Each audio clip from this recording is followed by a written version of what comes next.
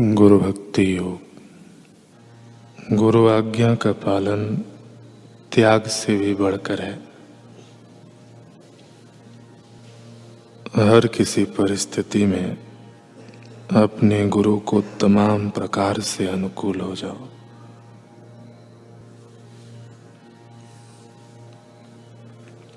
अपने गुरु की उपस्थिति में अधिक बातचीत मत करो।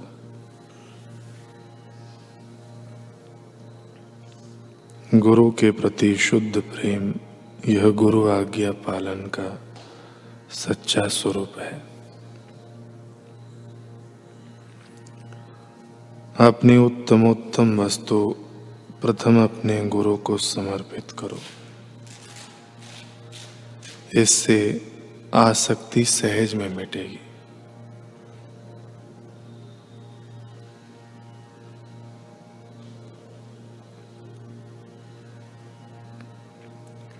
शिष्य ईर्ष्या डाह एवं अभिमान रहित, निस्पृह और गुरु के प्रति दृढ़ भक्ति भाव वाला होना चाहिए। वह धैर्यवान और सत्य को जानने के लिए निश्चय वाला होना चाहिए।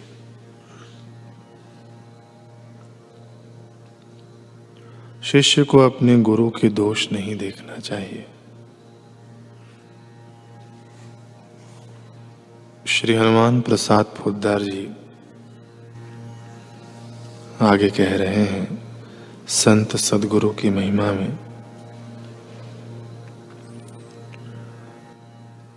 कि सदगुरु ब्रह्म है, ब्रह्म स्थित है, ब्रह्म ज्ञानी है,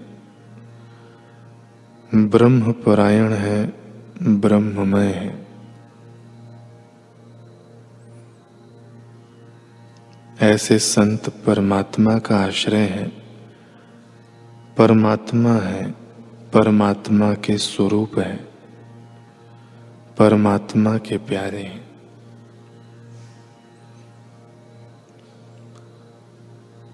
संत सद्गुरु भगवान की दिव्य नित्य लीला में सहायक है, नित्य लीला के नट हैं, लीला के साधन हैं, लीला के यंत्र हैं। लीला है और लीलामय का हृदय है। वे सब कुछ हैं। अंतर जगत, कारण जगत, सब में उनका प्रवेश है और वे कारण जगत के भी परे हैं। ऐसे संत को गुरु रूप में पाने की इच्छा करो, भगवान से प्रार्थना करो। भगवान की दया से ही ऐसे संत मिलते हैं। संतों का मिलन संतों की दृष्टि में भगवान के मिलन से भी बढ़कर है, क्योंकि भगवान के रंग महल की बातें वे माहली संत ही जानते हैं, सद्गुरु ही जानते हैं और उन्हीं से भगवान के रहस्य का पता लगता है। इसलिए संत लोग भगवान से प्रार्थना करके भी संत का मिलन चाहते हैं, गुरु का मिलन चाहते हैं। और ऐसे गुरु मिलन को तरसने वाले प्रेमी जनों की प्रेम पिपासा को और भी बढ़ाने के लिए और भी अनन्य बनाने के लिए भगवान अपने रसज्ञ संतों को उनसे मिला देते हैं। ऐसे भक्त और संत जब मिलते हैं और जब उनकी घुट घुट कर छनती है, यानी परस्पर भगवत चर्चा, भगवत ज्ञान, ध्यान आदि द्वारा भगवत रस का पान करते हैं, तब भगवान को भी बड़ा मजा आता है। भगवान भी छिप छिप कर अपनी ही ऐसी बातें जिनको अपने मुंह से कह नहीं सकते परंतु प्रकट भी करना चाहते हैं, उन प्रेमियों को करते देख के और भी खुश हो जाते हैं। भगवान ही गुरु बन जाते हैं और गुरु संत भगवान बन जाते हैं। यह आनंद लूटना हो तो बस भगवान से गुरु मिलन की प्रार्थना करो, संत मिलन की प्रार्थना करो। ऐसे संत की प्राप्ति से तुम्हारे हृदय में कल्याण का सागर उमड़ उठेगा। तुम उसमें अवगाहन कर यानी भीतरी भाग में पहुंच के अनंत आनंद में घुल मिल के आनंद बन जाओगे। आनंद फिर आनंद सागर होगा। तुम्हारा हृदय आनंद और कल्याण का सागर बन जाएगा।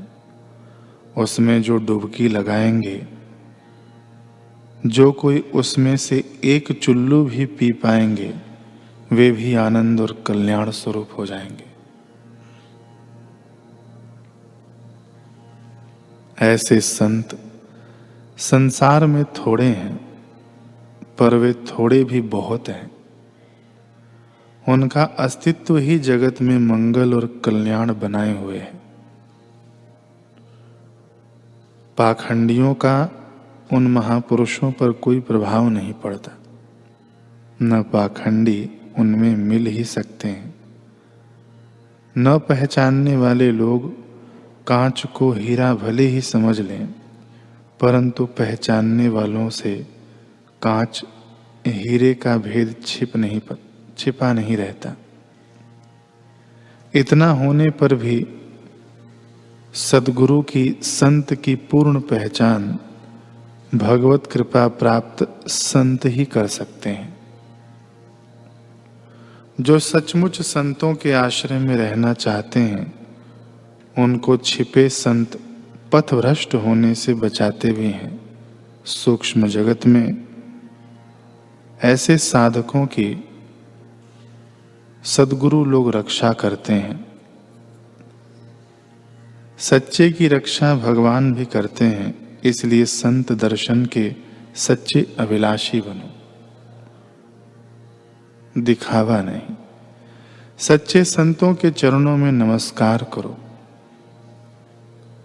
उनका ध्यान करो, उनकी वाणी को वेद वाक्य से बढ़कर समझो, उनकी चरण रज को अपनी अमूल्य संपत्ति समझो, उनकी आज्ञा का प्राणपन से पालन करो, उनकी इच्छा का अनुसरण करो, उनके इशारे पर उठो बैठो।